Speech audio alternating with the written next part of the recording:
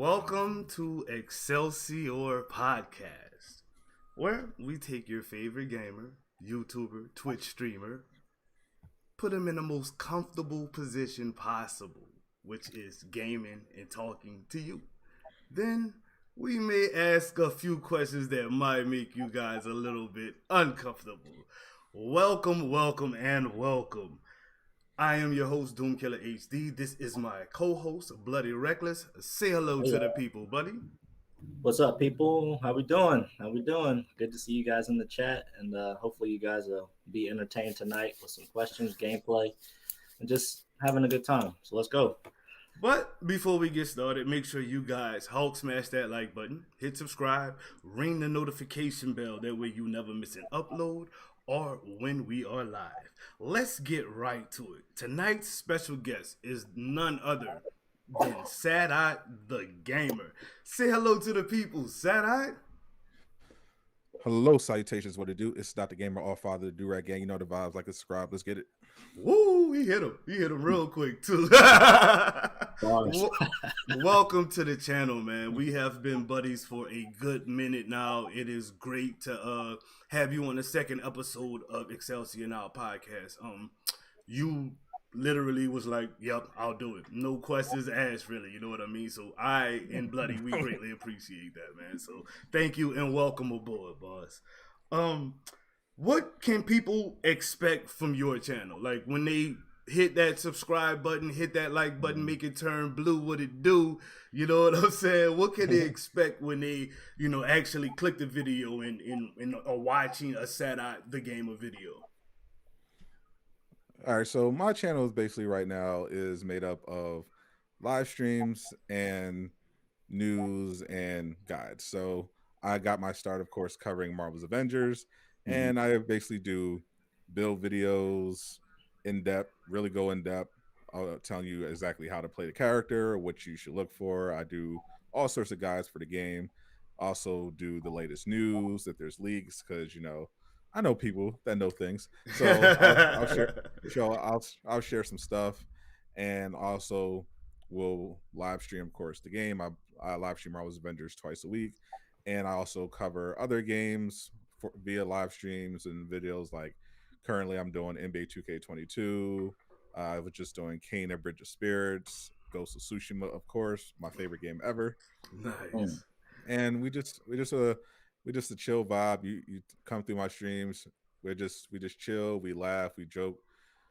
You'll hear some good music, and just a vibe. Right, the Vibe channel. I got it. Okay. And how long have you been doing YouTube? I've been doing YouTube since March of this year. March. Dang, bro. Woo! You killing the game, sir. Since March, bro. I had my PS5. I decided why not just start streaming. I started streaming on Twitch directly from my PS5 in February, and then I learned that the best way to promote on Twitch is YouTube, and so I was like, well, Hawkeye's about to drop, so I'll play some Hawkeye, come up with a build that no one has yet, and make a build video, and that'll be my first real actual YouTube video. So I figured out the bag of tricks and was the first person to post it. Nice. And that video blew up, and everything else after that blew up. So here I am. Okay. Bloody, grab your popcorn, bro. Grab your popcorn real quick, dog. We about to go ahead and get right, sir. We're about to get right real quick. The softball questions is over with. We all know Sadot the Gamer don't play. He don't hold his tongue. He keeps it gutter. So I'm gonna grab my popcorn, sir. This question right here is literally for has you. his popcorn. As an up and coming superstar in the Avengers community, because I mean, literally, that's what you are, bro.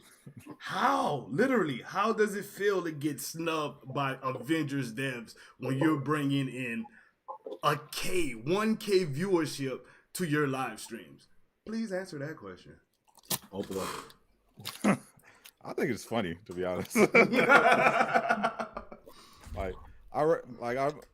I know other people in my situation might be mad and go to Twitter and be like, "Hey, you guys," But I just think given the context of the state of the game and everything, I think it's funny and also educational experience because the Mm, the part of pretty much every industry right now related to entertainment is the politics. So if you want to get certain places, it's a lot easier if you kind of play ball.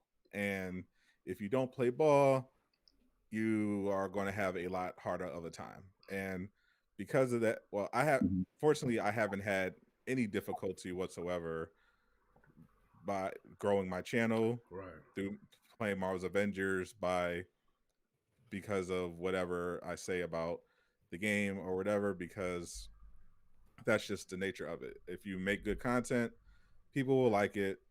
It doesn't make a difference whether or not Crystal Dynamics puts me on their blog or retweets me.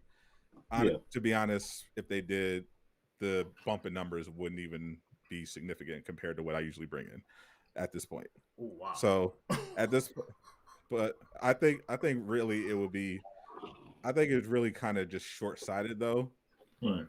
Mm. because I think the way the where the game is, they need as many people promoting it as possible. And I am a person who thinks about it. What you do, I say right now, still pick up the game. It's a good bargain right now. It still has potential for more. Definitely pick it up. And I have brought a lot of people into the game, and even people who otherwise have would have quit already, or who have actually quit are Mhm. still watching and involved in Marvel's Avengers because of my channel and the content that I do. So I do think that it it would be in the best interest to promote as many people as possible, even if they're not, yes men. I think Mhm. I think that I think obviously PR wise, you want to have everyone that's just like, yeah, everything's awesome. You obviously don't want Mhm. someone like, Kyle or Godslave representing your brand because, Right. a lot of time they're Yeah. acting a lot of people would be acting in bad faith. But if you have someone who's generally positive about the game but just has very valid criticisms, I think it doesn't really make a lot of sense to just not ask for their insight or Right. at least open up along a line of dialogue with them, especially when they're bringing so much attention to the game.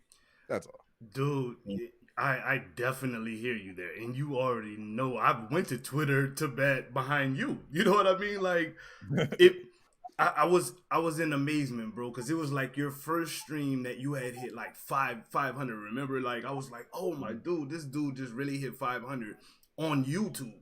That's Mhm. bigger than what Crystal Dynamics was pulling in on their own streams at that time. So I'm like hype, you know what I mean? And then it was like the next day they put out this list of people that they were promoting, and I'm like, boom, Mhm. boom, boom, boom. Wait, hold on. Where is no way? They're not just gonna exclude Sadot. And I went to bat, you know what I mean? And Right. me and Pewter got into it behind it, you know what I mean? And I was just like, bro, no, that's not what I'm going for. But it Mhm. it really hit me to a point where I was just like, dude, this makes no sense. How are you snubbing literally one of your biggest up and coming content creator, not your, but a content creator that's promoting your game better than you're promoting your game at this point? How are you just like snubbing them? You know what I mean? And then you're promoting people who you're friends with at the same time. You know what I mean? Like I don't really rock with Genius Button like that. You know what I mean? I'm But mad though. he was actually on point that day, and I actually got on his case. I was like, nah, bro, you tripping? It's not like that. But after that day, I noticed I was like, they are just literally like being friends and promoting the Mhm. people that they are cool with instead of promoting the people who are actually grinding for their game. You know what I mean? So that Mhm. whole snub of you just allowed me to realize that no matter how good you are, no matter how big of a star that you are, it's not. It really doesn't matter if you don't have the connections with the guys on the in and out. You know what I mean? And That Yeah. actually sucks, bro, because you grind, dude. March, I think I started doing, redoing YouTube or whatnot a little bit before you. You know what I mean? Like maybe a couple of months before you, and you are literally eclipsing my channel. And I had a head start. I had like a 2,000 sub head start on you. So that's crazy, dude. That's like so much inspiration that. Anyways, let's move to the next question because that one right there, that was a hot button, and I was hoping you wouldn't get out of out of your box, out of your do rag, and you didn't, dude. So The that's do very rag comes awesome. off, right? I was actually born with the do-rag. Oh, Hey, that's what it is. Born with it. Shout out to our mods in the chat. Thank you guys for keeping everybody on point. Next question for you, Mr. Sadot, is what's your thoughts on the looter portion of the Avengers game? As far as like loot, gear, and the lack thereof of a reroll system. I mean, it's bad. Okay. Not good. How bad is it? I guess. Okay. God damn. But to put it simply, it's bad. I've said it before. Marvel's Avengers is a really solid single player superhero action adventure game with a okay co-op mode depending on what platform you're playing on.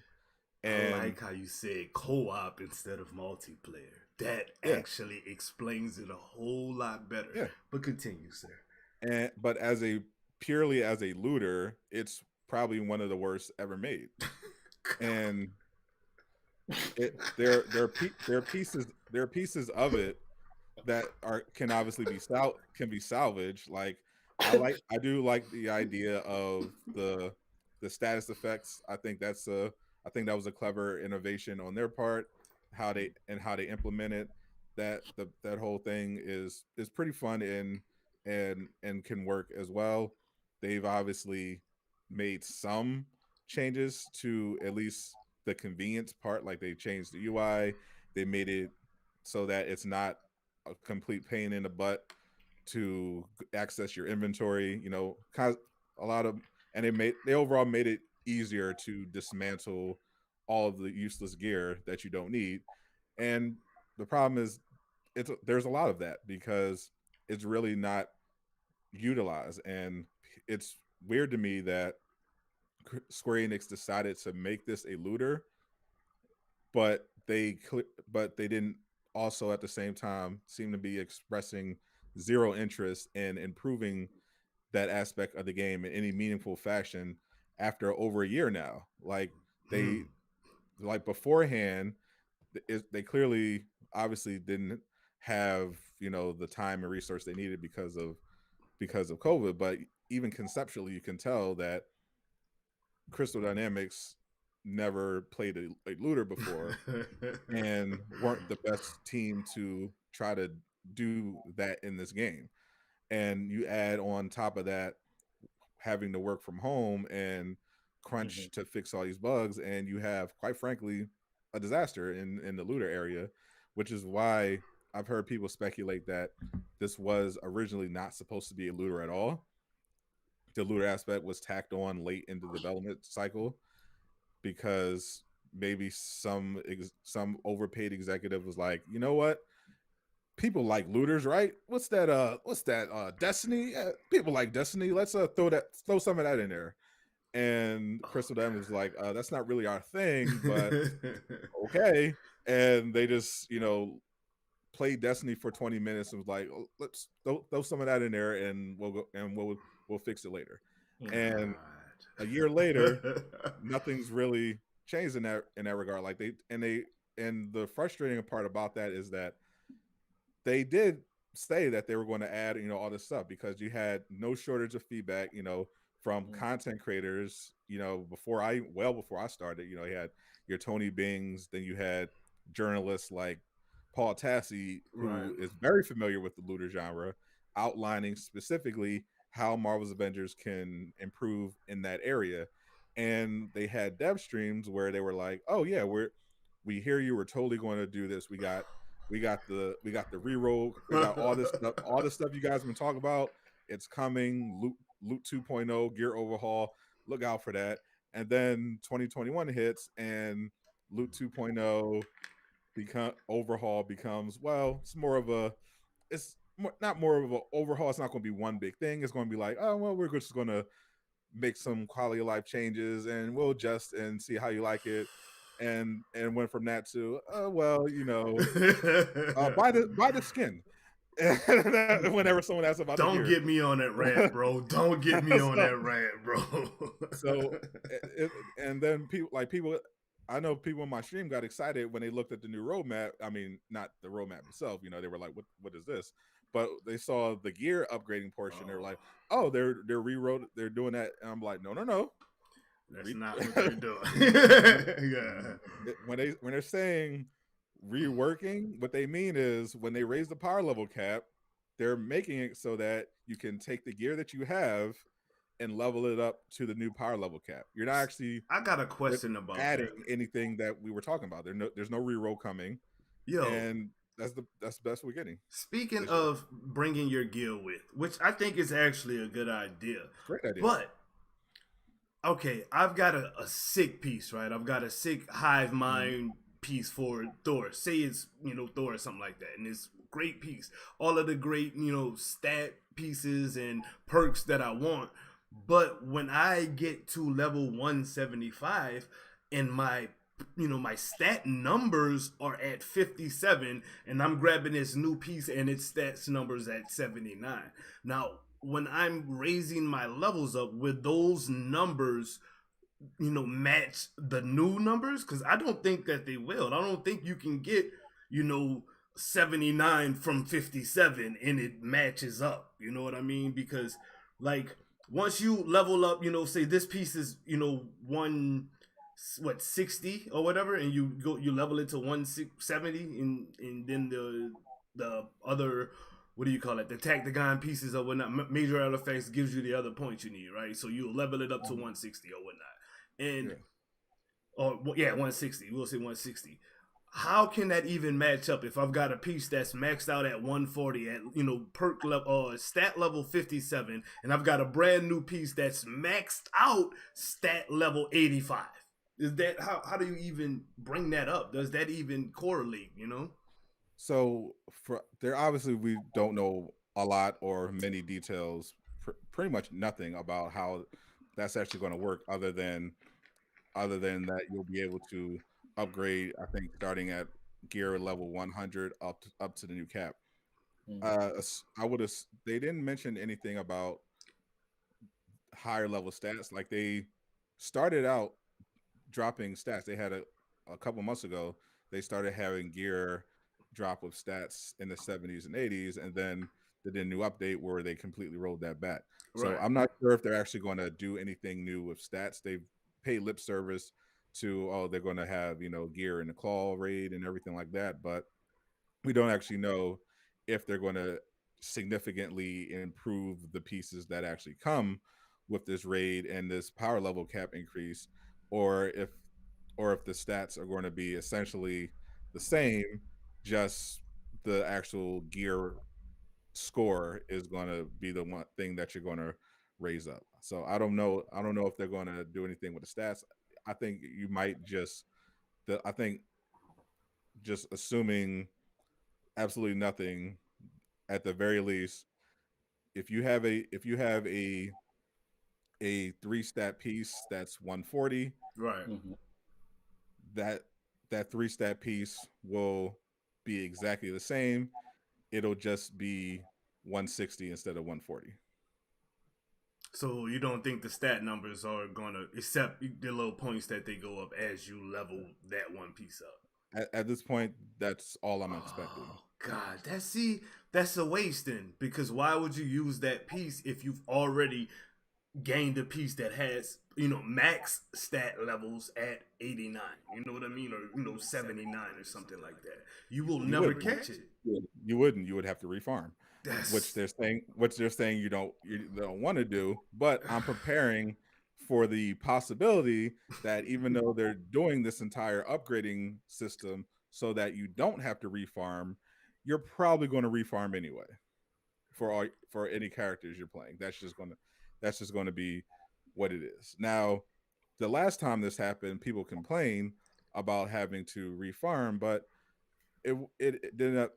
Despite the fact that they reduced the drop rate of gear and while improving it, the quality of it, which I don't know why they didn't explain that part, but getting the pieces again wasn't terribly difficult, but it does sound like that's probably what's going to happen. Dude, To be honest. how garbage is that, dude? I mean, never mind. We don't even. Dude, that's horrible, bro. Like, I'm not. literally, I want guys, to like. we are about to I don't be want to jump. noobs again. No, I'm serious. If that's the case, we are all about to be noobs again because we all need new gear except for our major artifacts, which I hope they can be leveled up as well. You know what I mean? That would be nice too to get better stats on those. But goodness gracious, dude! Like I Like, said, I don't want to jump to conclusions, but I'm just letting you know. Prepare for the possibility that you're going to have to refarm some gear for the claw raid. That's all I'm saying. anyways, overall opinions. Salute. Both of you guys, this is for you too, Bloody. But Stat, I want you to answer this question first, boss. Overall opinions of Avengers in year one, from launch date to yesterday. Overall, like, you want Opinion, me to give it? like, what do you think of Avengers? Is this a solid game? Is this a game that you don't really see yourself going into 2022 with, or you know what I mean? What is your? How do you feel about Avengers for a whole year of playing it? Your opinion. I mean, I know you did a video, I but think I think this game, after spending time with it since literally the beta, I can say honestly that what the game managed to do is pretty amazing, despite the game's flaws, and God knows they have many flaws. It's still a very fun game unless you're on PC. But if you're not on PC, it is such an is so it could be so fun, and I think that's why there's so much passion behind it, because we see the potential, and a lot of that is thanks to the homie Vince Napoli, probably the best combat designer or one of them in the game. I agree. They actually made a Avengers game on console where all of the characters are unique, they're all powerful, they're very fun to play, they and actually feel like you would think they they would feel like feel. they would. Like Hawk, when you're Hawk and you know you're not a complete weirdo and are doing everything correctly, you feel like an unstoppable Complete weirdo. rage monster. Right. Not the weirdo though. You can't be the weirdo. We're not gonna name drop Hulk. nobody. We're not name Like dropping. he really is like that ultimate Right. smash destroying machine when you're doing it right. And Thor actually feels Like like a a god. god. He really But does. even the human characters can just go off. My Hawkeye.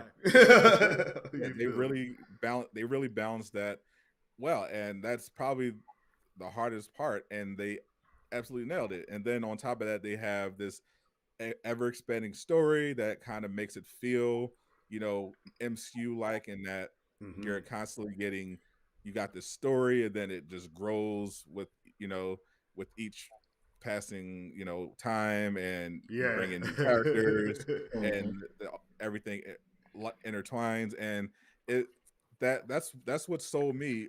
That premise sold me on the game, and that's why a lot of people are sticking around, because it's a great premise, Mhm. and the gameplay aspect is really fun.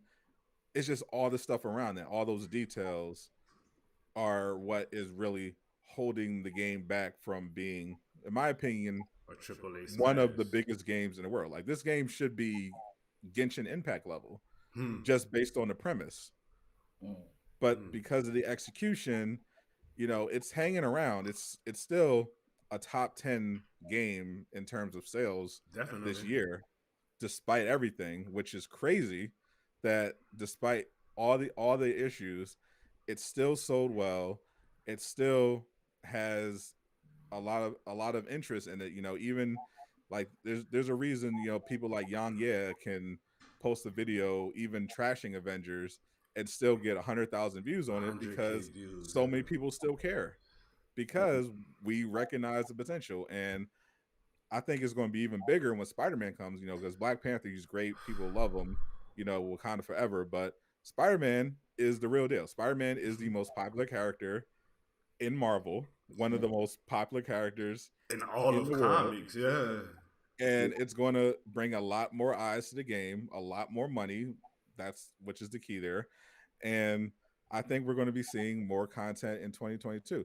Now, the problem is there's not a Spider-Man or even Black Panther level character coming because they made the decision to go with smaller tier characters for their roster instead of something like a Future Revolution or even the Midnight Suns, which front loaded with big names. Yeah. The biggest name coming next year is probably Captain Marvel, and she's not even been announced. So yeah, but she's a nice character. People like her, but she's not top 10, top 15. Well, top you know 20. what? You know what? You're right. They didn't lead with a Wolverine, a crossover with Wolverine or a crossover with, just Jean Grey is bigger than Captain Marvel, which is insane, but it's the truth. Storm is bigger than Captain Marvel, so they could have tied in. And she's got an MCU film. Right. So you're right. No, I hear you. I definitely hear you. So when people coming off Spider-Man, if you roll out She-Hulk next, it's going to be like, well, are you going to really? Are you? That's where Chris Adamus is really going to have to nail it. Really, finally nail down the aspects of the game that people have been asking them to fix for over a year now. Because now that you can't rely on a popular character, starting in 2022 to bring in new viewers, now you're going to have to rely on the actual game to keep them playing. Boom. Because Boom. even with the crossover promotion with the Disney Plus show for She-Hulk, unless that show is just a massive unexpected hit, they're not going to bring that much attention to Marvel's Avengers. So people are going to be looking at the update like, okay, other than She-Hulk and another 1.5 hour story, what is there? Is there a horde mode? Are there new raids? What is there to actually play? Is there something new with the loot system? What changed? Because even as big as Black Panther was, people dipped as soon as they were done because there was nothing to do. There wasn't even a villain sector to do at the end of it. That's another thing, man. Right now they are pumping these cosmetics out and they look good, but I personally did not buy the latest MCU skin because what am I going to do with that skin besides the same thing that I've been doing since launch, aside from the OLT? I can go do the OLT in my new skin. But how many? I can't do the OLT in my new skin because you it can't still even crashes. You can't even. It literally crashes. I do this every stream just to show people. I'll load up the OLT. They'll be like, "Yo, let's play the OLT." I'll be like, "Stay tuned, watch this," and I'll crash in the exact same spot that I've been crashing in since July. You know what's so crazy about that? It's yours. Whatever link you have to Crystal is really messed up because everything that they fixed for mostly every other PS5 player is still broken for you. Like your home room, you still get everybody spawning at one time in your home room. I mean, that's a good glitch though. I'm not gonna lie. That's good for you, but I'm just saying it's that right there links to other problems that they actually fixed for us, like the red room. Like I couldn't play the red room when you couldn't play it because everybody spawned at the same time. They fixed that for me. For you, actually, I never had that problem when really? This is funny too. When the Red Room launched, a bunch of people couldn't play it, including Lejeune, because they spawned at the same time. I didn't have the glitch at all. I played it normally, and the glitch that I got was the Red Room takeover stayed after the event ended, so I could play it whatever I wanted. Oh, what? Until I could legit play the Red Room takeover whenever I wanted, up until the end of when they brought it back a second time. Wow. Oh, so that whole 2 months of no red room, you literally still had a red room. Yeah. That's dope. That's actually dope. That's a dope glitch, bro. I get weird glitches. What the hell? I get Okay. glitches that work in my favor sometimes. So, do you have any hero glitches besides Thor's 3? Oh, that's already out. It's out there, bro. It's been out there.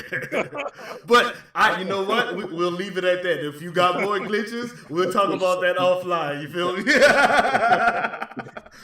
I will say the one. I will say the one since freaking Trick's Ridiculous, who can't keep his freaking mouth shut, bro. already posted this one. The Hawk glitch that allowed him the Hawk. Well, it's not even. I don't know if it was a glitch, but the Hawk's ability to do the battery effect with his power attack, his ground slam, is back. Oh, so you can get the gamma and whatever. No, if you have to, you get the plasma on your melee, and then you have to get a piece. You can only get it in Wakanda that has the Sonic on the small debris. Oh, and those then, little pieces. Yeah, that's fire. So then, if you do, I have it on my Hawk build now. You can do your gamma with your stranglehold and your thunderclap. Then you do your ground slam and you're doing plasma and Sonic at the same time. That's fire. That's super fire. It melts everything. It's stupid. And you're constantly refilling your rage meter and your heroic energy while you're doing time, right? And health, because anything you're hitting, golly, that's okay. Harry, if you're in here, there you go, bro. So at this segment, we're gonna have Bloody take some questions from the chat for our guest Sadot. So go ahead, Bloody, and grab some of those questions from those guys, and we will continue from that point on. Yeah, man. So we got tons and tons of questions to ask both of you guys. Sadot, first question here from Joey. He said that the state of the game, talking about Marvel, and where it's at with having so little content, where do you find your motivation to make content? What kind of inspires you to make content for your videos? Popcorn. Oh, that's easy. Money. Honest dude. That's why I grabbed the popcorn, people, right there. I make a respectable amount of money on YouTube. Nice.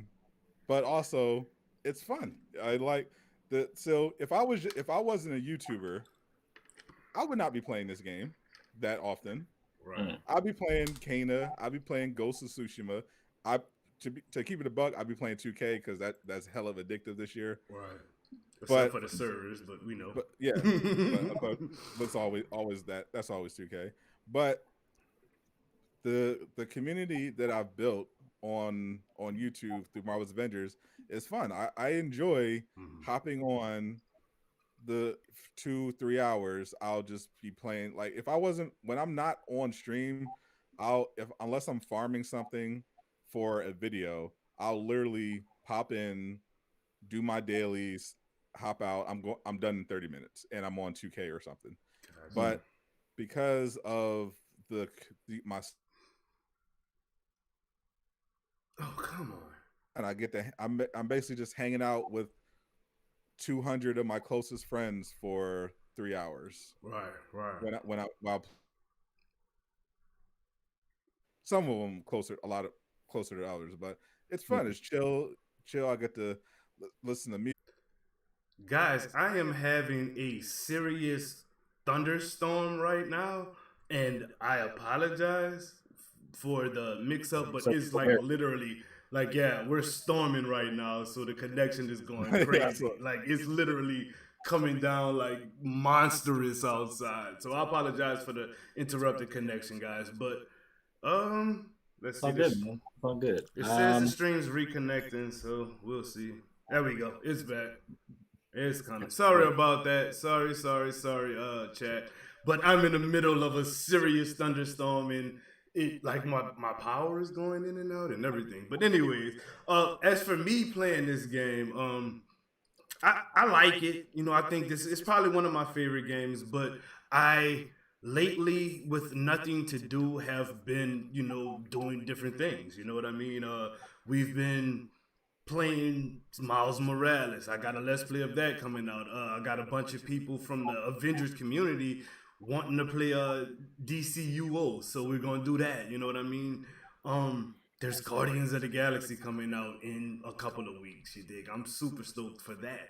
So this game is probably still gonna be in my top, 3 games to play, but the motivation right now, especially with the skin gate and whatnot, I'm not really as motivated as I was. You know what I mean? Like I think I played. I was supposed to do a subathon, yes, not a subathon, a subscriber Saturday yesterday, and I just really did not want to play this game. You know what I mean? I just was like, I'm sorry, subs. We'll make it up to you guys next week, but right now this is not something I'm really interested in doing. You got any more questions for us, Big Blood? Of course, man. We got tons. Question for Sadot, but I'll let Sadot go first, and then Doom, you can answer this. Okay. So if everything goes well in 2022, and particularly talking about Marvel's Avengers, how long do you think the game could potentially last? It depends on how we are measuring success in this regard, because I've kind of come to the realization that the high expectations that I was expecting from Marvel's Avengers may never come, Right. and that if they make some smart moves, this can definitely be a game that, while never, a massive, top global game like Genshin or even Destiny 2, Call of Duty, it could be a game that has a relatively small but stable community that gets support for the next couple years, similar to DC Universe Online. Right. I honestly, I think DC Universe Online is like the best case scenario at this point. It's not a massive game, but people still play it. It still gets support. Yeah. There's something new coming out on that game like every few months. New, real new content. But this could also very easily go the route of Battlefront 2, where it gets better, but not, and people, find their passion for it, but it's not enough for the shareholders at Square Enix to keep it going, and eventually it gets the plug pulled. But if it goes that route, then it'll be a situation where people remember it fondly, because remember, when Battlefront 2 had its issues, it was, considered like this massive, huge fail. But once they made their changes, then people loved it, and now Battlefront 2 is finally remembered as a really great game after the changes. But we're well past the Anthem thing. Like, I feel like the Anthem comparison can just die right this now. is definitely not Anthem. We're well past Anthem. I think but so. but what's actually happening right now with the game is that Square Enix is evaluating year to year whether or not to continue supporting Marvel's Avengers and letting Crystal Dynamics keep work on it based on how many players are brought in with the content, and more importantly, how much money they're generating from sales and from the marketplace. So if they don't like what they see, then the game could be pulled at any moment. Right. That's why, even though they have plans for 2022, there was that whole hiccup on Reddit, because it sounded like in the Paul Tassi article that 2022 was already greenlit, but they were saying in the dev stream, well, we still have to, get everything approved and ratified, which of course, because if God forbid Spider-Man is a flop, then Square Enix is like, oh, we're not doing this. You're done. Yeah. If Spider-Man doesn't bring in money and players, She-Hulk sure as hell ain't. So we out. Right. Like, the route they went, bro, and they're going still. Like, dude, Yeah, what? yeah, You know? yeah. I love Winter Soldier, but he's not going to bring in No, players like Black Panther was bringing in. Definitely not like Spider Man no, is going to bring Yeah. is going to bring in. no. So and those are two of the you have. So the four possible heroes you can see next year are She-Hulk, Winter Soldier, War uh, Machine. War Machine, and Captain Marvel. Boom. Mm. People thinking Doctor Strange, no, they literally have not, as far as all the leakers know, as far as everyone in the know knows, they have not remotely started working on any Not of those even. characters. Yeah, not Not even. even. They may have plans to bring those characters in, but they are not coming next year. That's not, you're looking at best case scenario. You're looking at War Machine, Captain Marvel, She-Hulk, and Winter Soldier. That's your best case scenario for heroes All right. next year. Say, Bloody, take one more question from the chat, and then we'll move on from this segment. Awesome. Yeah, we got another question here. Sadot, who's your favorite hero in all of Marvel comics? Who do you particularly vibe with the most? In all of Marvel comics. In all Marvel comics. Ooh, that is a that And why? that's relatively tough, but I would say overall, I mean, it's got to be Wolverine, right? It's got to be Wolverine. Logan. Like I, because I'm gonna be honest, I've always been a DC guy. Okay. But the reason why I was never a full DC guy is because Marvel got me into comics, and that was specifically the X-Men. Right. Yeah. My cousin had just a ton of comics just lying around, and I happened to be X-Men, and I got into it.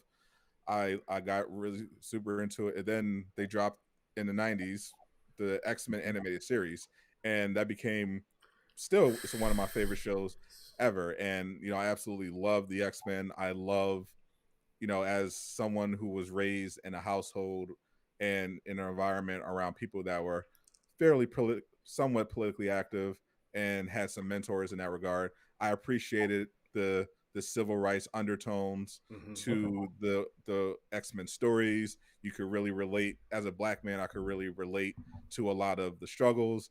And I thought they just did an amazing job introducing all of these phenomenal dynamic characters. Even the villains made you a fan. Like Magneto, you is arguably the best villain in fiction. He's really the epitome of what you want your villain and your hero story to be. It's not just some mustache twirling villain who just does bad things just because the plot demands it. You actually understand his perspective. You see his side, and there are points where you're actually kind of rooting for him because of everything that's going on in that environment with what the humans are doing to the mutants. Like sometimes it's like what the way I look at the struggle between Xavier and Magneto, it reminds me, and I think the writers had this in mind. It's like the philosophies of Martin Luther King versus Malcolm X when he was still with the Nation of Islam. You have I understand they're bad, but they're not all bad, and we can learn. We can eventually build something great if we approach this peacefully and look to coexist and integrate. And you have the more radical Malcolm X perspective was like, no, you don't. We're not going to sit down and take it. We're not going to turn the other cheek while they're punching us in the face. We're going to burn it all down and start from scratch. and we'll go from there. We'll build a world where we don't have to coexist. We don't have to lick the boot. We don't have to bow down. And whoever wants to survive has to get on board. And sometimes you feel that way. You really do, especially as a black man in not even just America, just the world in general. So yeah, I mean, the X-Men. I had a lot of X-Men comics, so I trust me, I hear you. But let me see. My favorite Marvel hero would have to be either Johnny Storm or Iceman. Either one of those two in '90s version of those characters, because I just like the Spitfire attitude of Johnny Storm. He was just like, this is what I'm going to do, and I'm going to do it to the best ability I can, and people are going to love me for it. You know what I mean? And Iceman was like that, but he was a little more serious. He actually used his brain a little bit more than Johnny. He wasn't so Spitfire, but he still had that charismatic attitude, and he's like one of the most powerful heroes on the planet to me. So like Iceman and Johnny Storm are my guys for Marvel. Everybody knows that the Flash is my guy for DC, so yeah.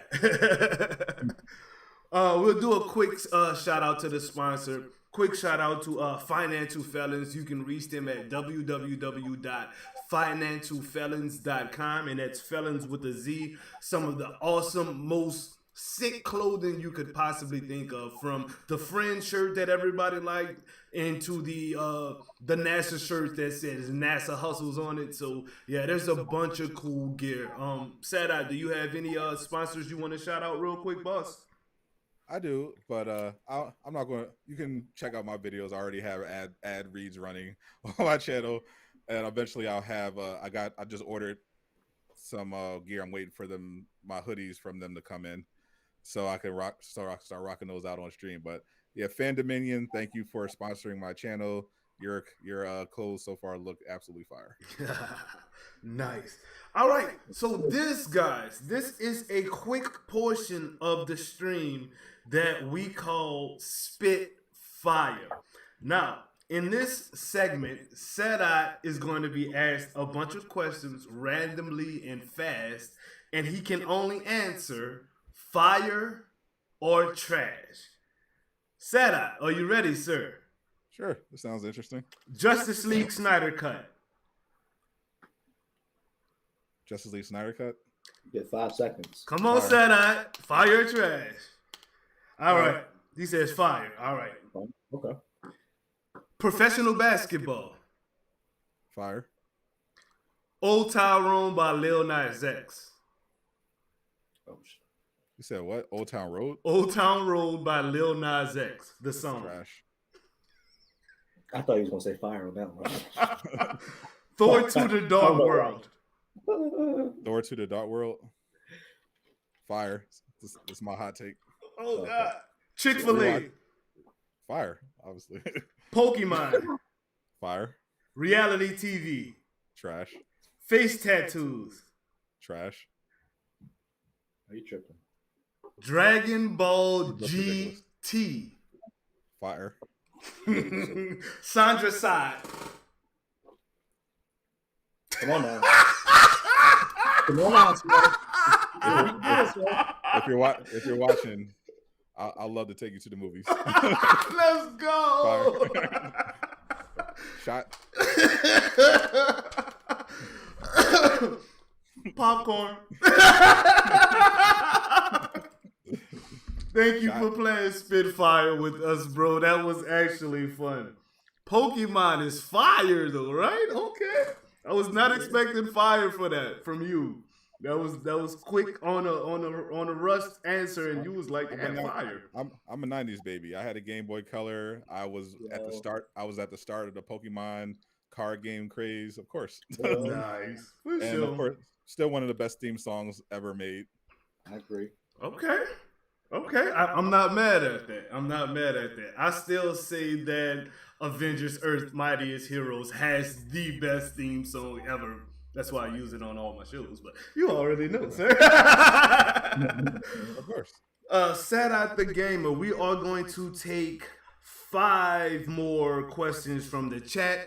Then we are going to load up some Marvel's Avengers. Would you mind playing a little bit of Avengers with me and Bloody Reckless, sir?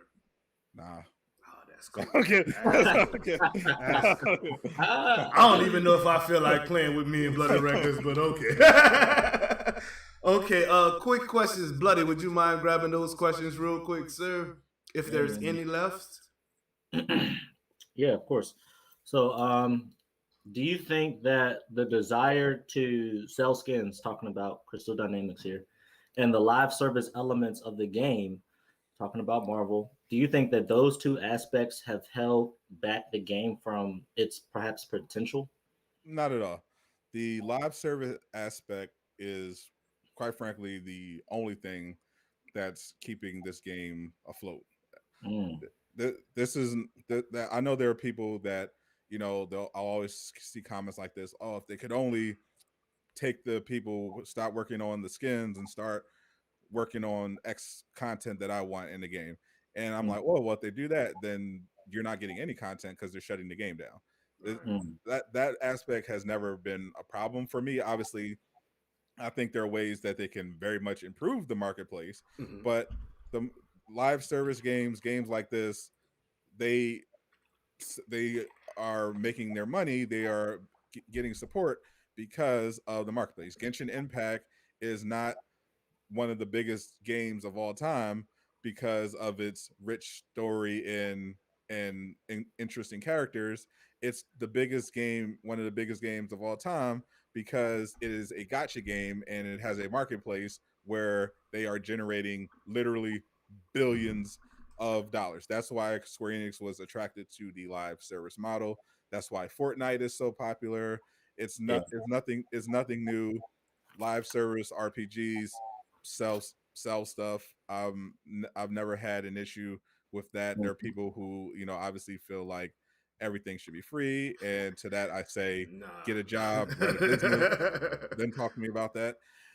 I think that what's holding the game back from reaching its potential are other decisions. Like I think choosing the Foundation engine to make this game instead of Unreal was a mhm, mistake. I think the hero selection was a mistake. I think even the Spider-Man exclusivity could end up being a mistake in the long run.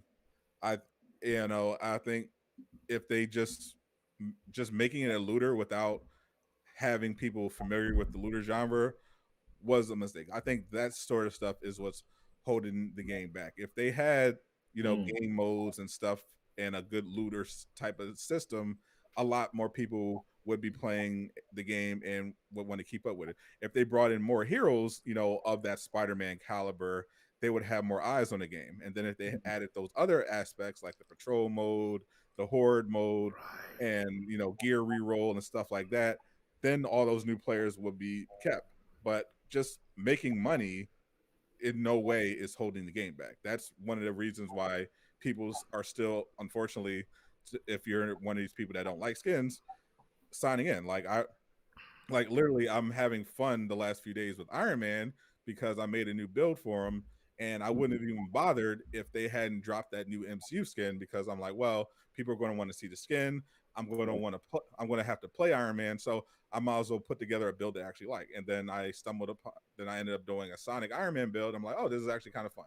So mm, because they put a skin in the marketplace, I found some more enjoyment of the game and more content, more people playing, more people spending money, which means Square Enix is a little bit happier and willing to keep the game Keep afloat. the game So going. the Yeah. skins aren't your enemy. Everything else that sucks is. Right. Like I said, I'm not mad at anybody who got the new Iron Man skin at all. I just want something else to do. I don't have anything to do with my new skin. I'm not building any more characters because if we predicted that the loot is going to be what it is, all our builds are null and void anyway after they drop the new content or drop the new gear upgrades or whatnot or the raid. So like mm, I'm not building a new hero right now. It's like why? When in the next month that hero is literally gonna be null and void. Now, cool. Go ahead and get your skins. Anybody who wants to get those skins, please do get them. I'm not knocking. I've bought pretty much every MCU skin there is, but the Captain America First Avenger one, the first Avenger movie one, and then this new Iron Man one because I literally have nothing to do with those skins. I don't play Iron Man like that, and I don't play Cap like that. So I'm not wasting my money on it. I'm not spending $15 on a change of clothes right now. until we get some new shit. When we get some new shit, it's all good. It's all good. You think the gears are going to be obsolete in a month? Well, whenever they drop the content, is what I'm saying. That's pretty optimistic of you, sir. Yeah, I know. I'm expecting like late November, December. Right. Yeah. Well, I mean, it's pretty much almost, what is it? September? It's almost October right now, anyway. So we're gonna play we're gonna play Guardians of the Galaxy for about a month, and then they'll drop the new content, and we'll all be right back on this thing. So that's how unless it's delayed. Imagine if there's a delay. Boy. If they delay anything, bro, that's a wrap for this game, though. Because like the whole Jacket Club right now is gone. They're like, you know what? We're gonna take a hiatus from the game. You think they gonna come back if they got a delay? Like, no, bro, they're not coming back.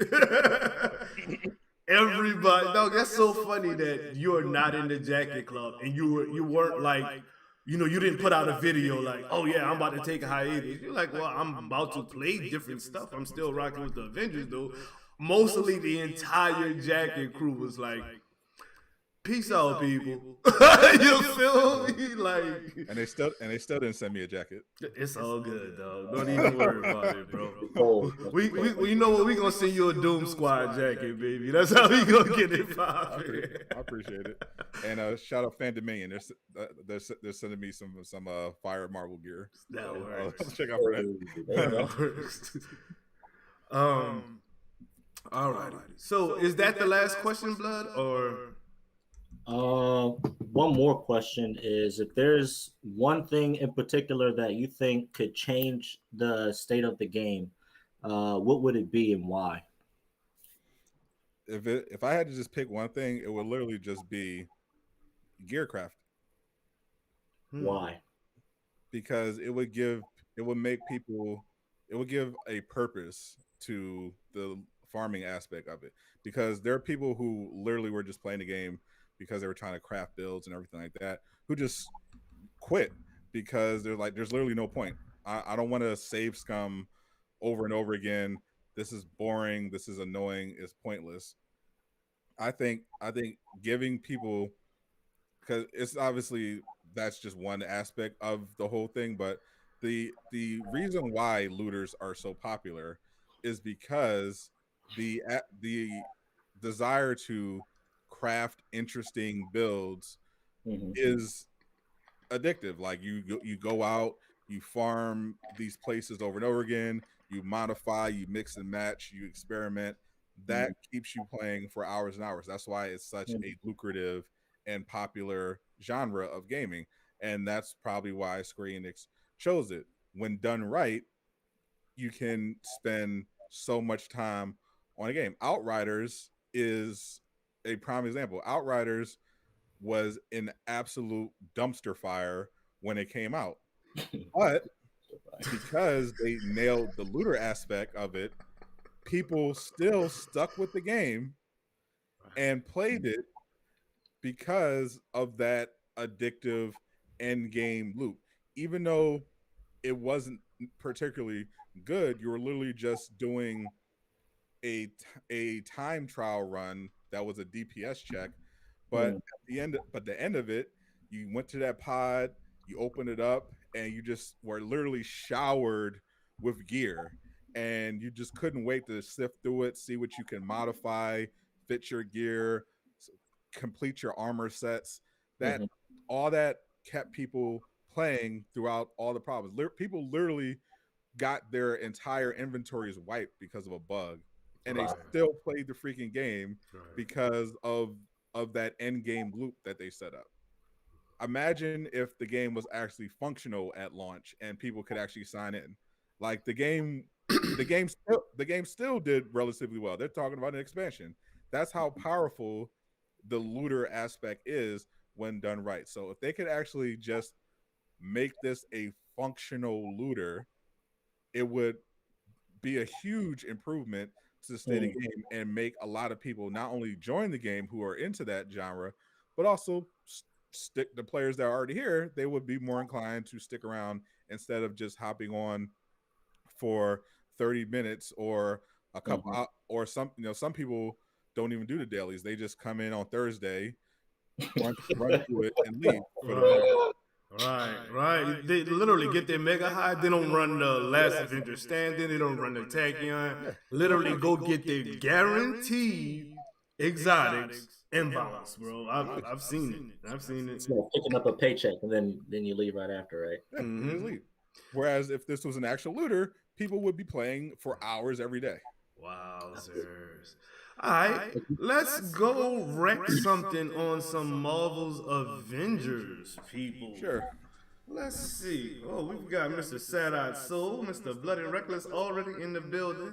I'm going to shoot out a invite to the squad so we can get a fourth. We don't have to play with a rando. And what would you like to play, Mr. Sad-Eye? Would you like to do Monica? Would you like to do an OLT?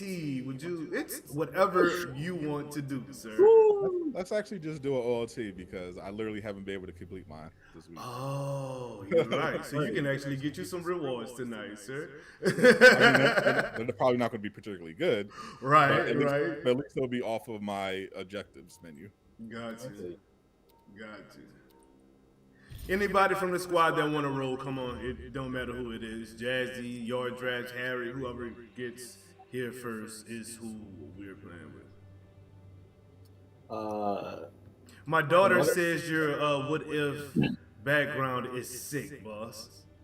I appreciate it. Yes, sir. Thank you, Google, and whoever actually made this. All right, so we got a full team. Welcome to the squad, WB Harry. I don't think anybody will be able to hear you because of the way I've got this set up, but welcome to the squad, sir. We can all hit that ready up button, though, and get it popping. What's good with this stream? We are about to play an OLT, so you know it's hard to talk during that and read the chat and play the game successfully. So we'll do the best we can. I'm at a weirder angle than I'm usually at, but I can. You can make it work. I do this move left to right like you're dancing. I do this pretty frequently on my own streams. Another question here. Is from Josh. Shout out to you, man. I guess it's for both of you guys. Do you think an immediate increase in difficulty, perhaps within the next month, could help the state of the game where it's at now, or maybe cause people to make newer or stronger builds? What do you guys think about a stronger difficulty? Could it hurt or improve the game? I don't think it's going to do anything. Like that's already coming with the claw raid. We know their idea of difficulty increases is more health. Right. More shielding and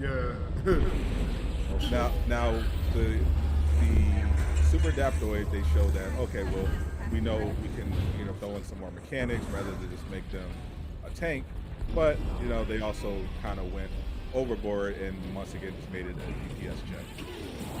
So, but that aspect I don't think it's going to really move the needle because there are a lot of casual people who play the game.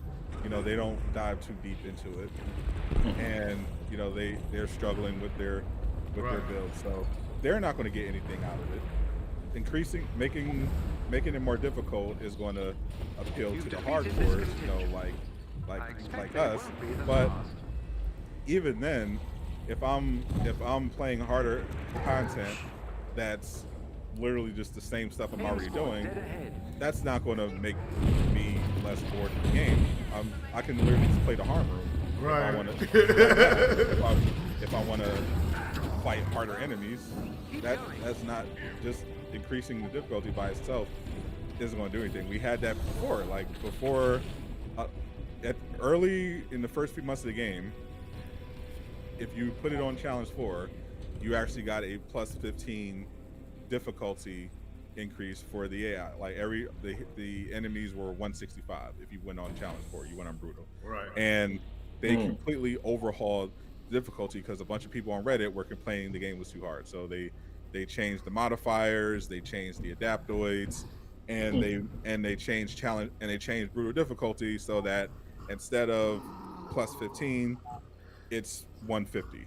But that they should never have done that in my eyes. I think they should have just left it how it was. If you can't, I couldn't play on brutal back in the day. I was not skilled enough. I had really no clue how to run a build or anything. I didn't even know what a build was, you know what I mean?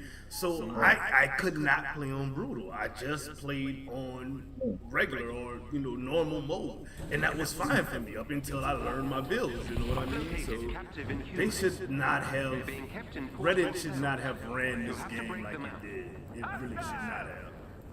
That's just too toxic. Now the funny thing is, like at the beginning, there was he doesn't play Avengers anymore. He's a more political content creator now, but he still does some gaming on Twitch. His name is Young Ripper 59, but at the beginning he was the biggest Marvel's Avengers streamer when the game launched. He was a Hawk main, and he was actually the reason why people started, like Lejeune started playing Hawk, I believe, because everyone was saying Hawk was trash, he's weak at the beginning, and he was like, no, Hawk's not trash, you're just bad at the game. And he would make tutorials and he would post gameplay of him playing like the Mega Hive on Brutal, the real Brutal. With you know what? I remember his videos with his Hawk. now. With this tank. He had a tank Hawk build at the time, and he would just grind it through the ultis, and he would show people how to do it and let them know, no, it's not trash. It's just, you know, Hawk is actually good. You just gotta know what you're doing. But he left because, you know, the game was in a terrible state. Like, he also had another viral video where he was like, hey, I just got to the end of this last Avenger standing, and the enemies won't spawn, and I have to start over, and I get absolute. So that's all those bugs eventually drove him out of the game altogether, and he ended up just stopped covering it. But that aspect of, you know, he also warned people, you know, hey, Crystal Dynamics, don't, you know, take your advice from Reddit. That's not going to make the game better. It's going to make the game worse. And it did. He was right in that regard. The game got a lot easier, and it didn't make anyone any happier. Once they made it easier, and it suffered for it, because now it's not only is it easy, but there's also a lack of content. On top of it being easy, right? I feel you there, though. I feel you there. It is easy to us, you know what I mean? It's not hard. I mean, I don't know. You already know that. But I don't know, bro. Like, this game, bro, it's got a lot of work to do on it. But it's still one of the funnest games that I've ever played. You know, like, I love my hero games. So this shit is definitely a hero game, you know? No doubt. Definitely.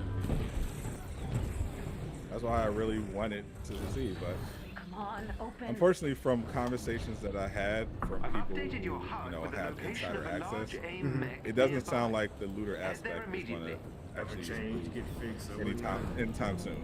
There seems to be somewhere, from what I was told, there seems to be a general lack of interest, perhaps, because it's not like they aren't being told these things. Right. I know they hear it, right? Even behind the scenes, but they just don't seem. There just doesn't seem to be an appetite to do it, and it might be that they think that maybe the shareholders are saying, "Hey, we don't care about this looter stuff. We got to get people.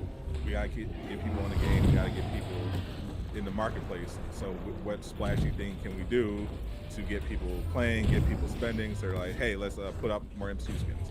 You know, all this looter crap. Who cares? Let's get." I think that's what this game would have succeeded if it would never have went the looter route. I think this game would have just been all that in a bag of chips. If you didn't have to, if you know, store is just as strong as it is all the time. You know what I mean? That would have just, you know, made it perfect. be honest with you. Like, you wouldn't have to worry about that. I agree. I think the looter aspect was a mistake, especially for having a company that's not familiar with the genre working on. At least that's what it's supposed to do. I think that's where they went. I think if they just went full story-driven Marvel experience, right? This story is great. If they went all in on that, just abandoned the looter aspect altogether, I think you would have had a really strong game, despite everything. But because they had to do the live service looter angle, right, and try to make it all work, you had all these problems, unfortunately, because they. What? My phone did. Okay, I was like, what? Well, I can explain it the best I can. Google is spying on me. That's Crystal Dynamics, bro. They definitely checking you out right now. They're like, My phone, you'll never get a jacket, sad eye.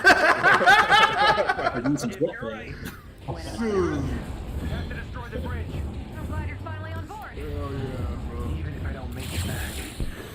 I don't think it's that. Yeah, I think there's just some people who are short-sighted that are making the big decisions. That's why when people trash Crystal Dynamics, I try to make it clear that it's not the person that's programming it's not the person that's programming the levels that is making these decisions. There are money people that are pulling the strings here, and they're deriving these decisions. Like, people too often scapegoat developers and let the publishers conclude off of it. Mm-hmm. When they're telling the devs what to do, you feel me? That's exactly how the publishers like it. They enjoy that misunderstanding very much because it benefits them. Because you might not like, because after all this is over, you might be like, I'll never buy another Crystal Dynamics again. And it wasn't even their damn fault. But you'll probably end up buying another Square Enix game, because right? Because you don't associate them with the game. You associate Crystal Dynamics with the game, even though all the decisions pretty much that made you hate the game, if you ended up hating it, came from the publisher and the marketing people and the shareholders. Right. That's just part of game development. Yeah, no, I hear you, dog. Makes sense. Another question. I guess really for all of us, because I think we're all on the vibe. Do you guys think cross-gen hinders this game's future, being that the game is still also on the PS4? Let's take that question first. It's more like a two-part question. What do you guys think of cross-gen? This game should never have been released on PS4, to be honest with you. Facts. It definitely hurts. Oh, don't step on the thing till Iron Man gets in. We don't want this to glitch out. Oh, y'all already know. Oh, About to pop in the face too. I didn't say anything. Okay. What do you think? Sadot, I'm assuming the same. yeah. Yeah, absolutely. This game, like fun thing is Phil even basically told us that that's exactly the problem, because people kept asking him about traversal, and he said the reason why they can't just make everything faster is because they have to have the ability to make sure the game can keep up, and they said they're basically at their technical limit right now because the game has to be supported on PS4 and Xbox One, and it wasn't built entirely on next gen. So there are limitations. That's why you have the flight ceiling. That's why you have traversal not being sped up. Right. All of that is tied. That's why people were asking for a 6-person raid. That's why you're only getting 4. Because of the infrastructure of the game itself, it is very much limited in what it can actually pull off. And that aspect is not going to change. Destroying the bridge should Because stabilize. there's nothing that can Sounds actually like do. you're guessing, dude. Well, I haven't exactly done this before. That's that Tomb Raider engine, huh? The foundation engine. Oh well. It is what it is. I'll take care of we got an Iron Man here. Never mind. I was literally like, I'll take care of the turrets as they're exploding. Yeah, I'm freely flying around, spamming Sonic. I like it. So I got the Cosmic on the slam. So then, I guess on that same note here too, do you guys thinking? I guess for 2022, if CD just dropped content just for the PS5, and they went strictly from 4 to just those that have 5s, do you think it could perhaps maybe turn to some degree the state of the game where it's at in terms of how it runs, perhaps maybe development? Do you guys think that that's a step in the right direction, or do you guys think that it probably won't help at all? I think it's too late to do that. A lot of their player base is on old gen. You know what I mean? A lot of it. So how do you just literally lose probably half to 60% of your player base? Because That's not an option. Yeah, that's not an option. Yeah. I mean, they can lose the Xbox people. They can't. They can't. Sorry, Xbox, but it's true. But they can't afford to lose the PS4 players because there's still very much a PS5 shortage, and people just aren't. Even though the game PS5 has sold very well, even though Marvel's Avengers in particular has sold very well on PS5, there's just quite frankly not enough people on the PS5 and not enough people on Marvel's Avengers for them to just go next gen exclusive updates. They just can't. Like if there wasn't a shortage, they can maybe eventually transition to that. Right. But because there's a shortage of PS5s, there's nothing they can do. I mean, there's not nearly much of a shortage of Series X, Series SX, but no one cares about that system. Right. At least for this game, at least, you know what I mean. So right. And it's so well on Xbox as well because of Black Panther, but it's still very much well behind the PlayStation players, and they can definitely not afford to lose any more players, let alone their biggest portion. Yeah, they cannot go PS5 or Xbox X, whatever it is. Solo. That is not an option at all. It's not even close to being an option. Someone's got to stand in the middle. Oh my God! Harry, why are you not in the middle, sir? Whoever can't fly should be in the middle. Yeah, I'll take it for right now. Harry's probably time to get control of the bridge? Harry, get your behind in the middle, sir. Not exactly a yes, but I'll take it. Who do you think you are? Thank you. Anyway, outside of that, for both of you guys, I guess we can start with Sadot first. If you had to make the Spider-Man DLC, how would you make the story? How would I make the story for DLC? If you can make the story, if CD asked you to make the story for Spider-Man, what would you include? What would you not include? Would you add anything new? Would you not? Just, yeah. How would you make your own Spider-Man DLC for this game? Well, without the benefit of storyboarding, Okay. I'd say that I would try to because they are committed to this being on PlayStation only, no Xbox. I would not make it a self-contained story. I would actually, like they're planning on doing, I would tie it in to the main story. I would make Dr. Octopus and Sandman connected to AIM and the Terrigen experiments. And I would have Spider-Man bump into the Avengers while he's investigating, Doc Ock and the emergence of this giant monster that can change into a variety of different forms. And when Sandman is threatening to, destroy the city, the Avengers swoop in and lend Spider-Man a hand. and then you have their big team up, and then he ends up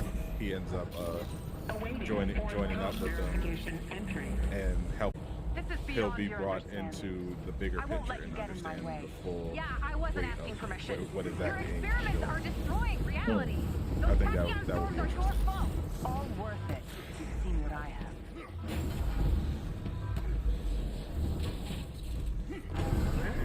If I was to make a Spider-Man story, Threat, but also potentially a OLT or maybe just super villain sector like they did with Monica. Okay, that sounds cool. I don't. If I was to make a Spider-Man story, it would have to have Venom in it, and he would.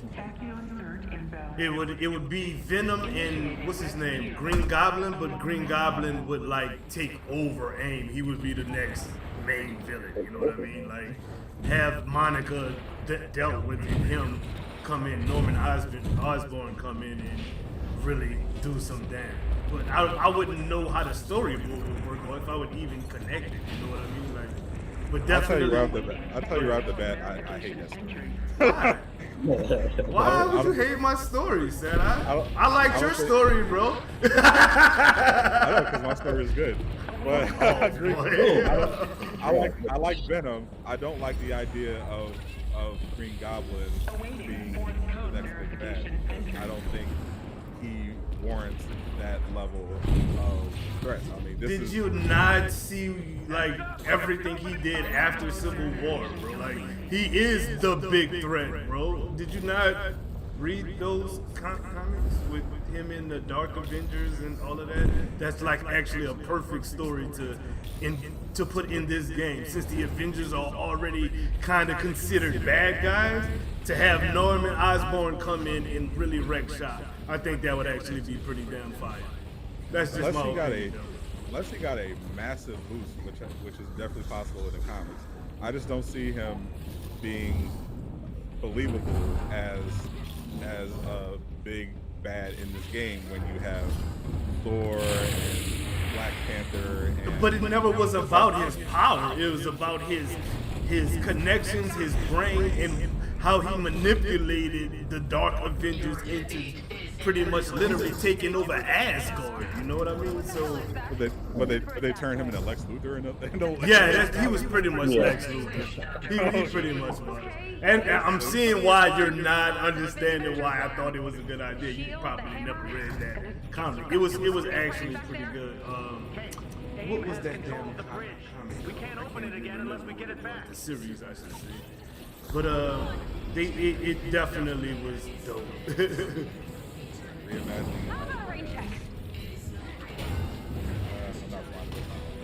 It's a pretty good story. It sounds like an interesting story, but I'm not fully buying. I'm not fully buying him as a huge threat. Yeah, that was like really fast. I mean, we normally do it fast, but damn, we got time to do another mission at this point. That was dope. Seriously though, thank you guys for tuning into another Excelsior Now podcast. Sadot the Gamer, thank you for coming through. Sorry for the technical issues with the storm and whatnot. It was kind of crazy, but thank you guys again for tuning in. I greatly appreciate it. With all that said, let's just shout out some of the people in the chat that have been here since the start. So big ups to the champion Rondo, Loud Cloud, Sentinel Zero, Josh Blue, Tasha Williams, Drew 209 Shooter, Incredible Harry, Artisan 2, Joey Dunno, Electro, NRG Stone, Drew 209 Shooter, and everybody else who was here. Thank you guys so much for tuning in. With all that said, laissez-les bon temps rouler, which means let the good times roll. Peace out, people.